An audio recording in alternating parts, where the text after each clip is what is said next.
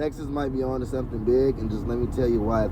I think this is something that could really shape the future of cannabis in America. Texas is one of the most conservative states to legalize weed, but they want to ban THC in the process. It sounds a little crazy, but hear me out. I think it actually can work, and it could be the start of a new wave for cannabis policies across the United States. I mean, let's talk about money. You love money, I love money. Every state loves money, and every state think of ways to bring in cash. Cold, you can generate a lot of tax revenue by creating jobs, boost the economy, and don't forget about tourism.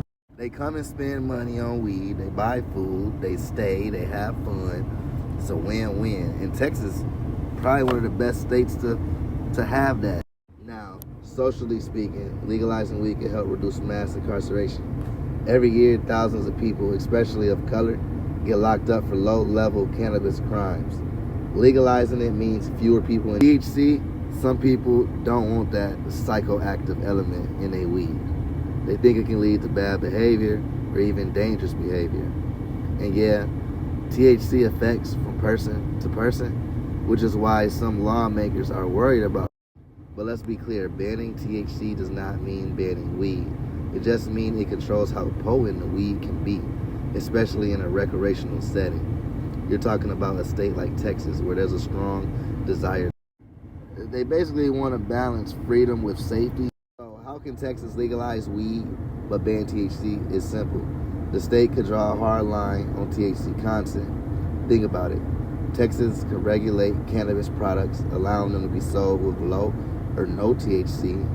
Medical marijuana could still be available, but with strict dosage control at only certain levels of THC. It's about making sure that it's safe and controlled and doesn't cause harm. It's about finding that sweet spot. Here's where it gets interesting though. Texas, despite how big it is, it got a history of being a test for national policies.